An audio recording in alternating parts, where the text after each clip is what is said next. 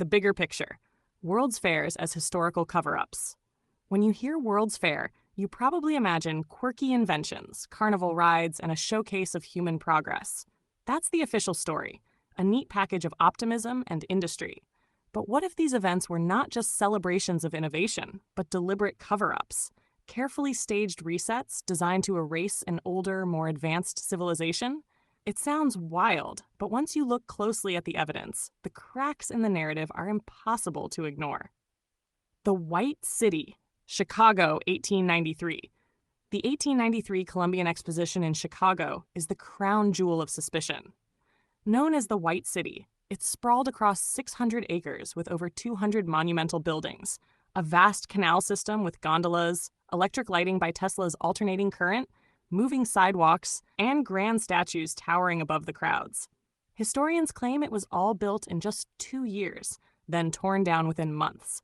That's like building an entire Rome and then bulldozing it after 1 season. Why spend the money and manpower to create something so magnificent only to destroy it? The official answer? The buildings were temporary, built from plaster over wood frames. Yet photographs and eyewitness accounts describe stone-like domes, arches, and facades that look more like ancient Rome or Greece than flimsy carnival props. So the real question becomes, were they built for the fair or repurposed from something much older? Patterns of reset. Chicago wasn't the only suspicious case. A repeating pattern shows up across the globe.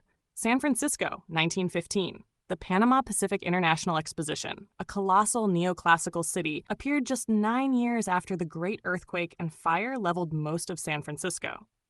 St. Louis, 1904. The Louisiana Purchase Exposition came only 55 years after the Great Fire of 1849 destroyed a third of the city. Paris, 1889. The Exposition Universelle unveiled the Eiffel Tower, electricity, and new machinery that seemed generations ahead of its time. Buffalo, 1901.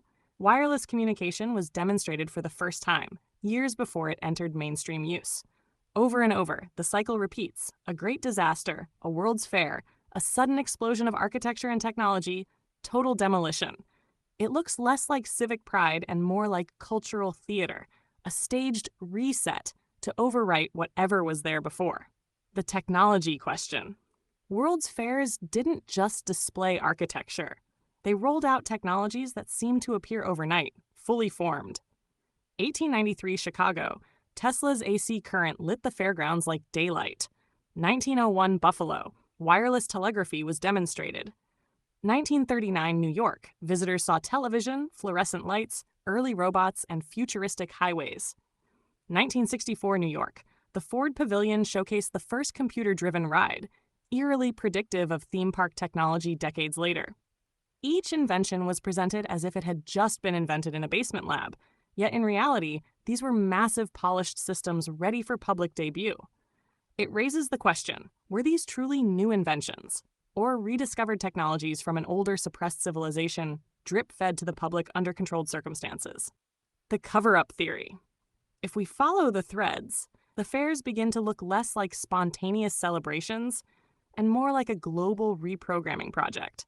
World's Fairs may have been used to erase the old world, demolishing existing advanced structures and rewriting them as temporary fairgrounds. Control technology rollouts. Introducing inventions only when the powers that be were ready to monetize and regulate them. Reprogram the masses, immersing millions of visitors in a new vision of progress, nationalism, and industrial obedience.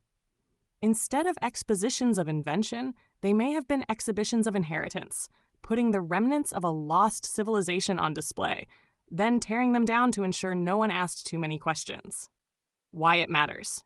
History isn't just what happened, it's what we're told happened. And if the World's Fairs were part of a larger project to bury evidence of past civilizations, then our entire timeline has been rewritten. The official narrative paints humanity as slowly crawling out of the mud with each new invention. But the evidence from the fairs suggests something different. Humanity may have risen before, built wonders beyond imagination, and then been reset. They want us to believe the past was primitive, so we'll accept their control of the present. The World's Fairs whisper another story, one of lost grandeur, stolen inheritance, and a timeline reset. The question isn't just what they built, it's what they destroyed.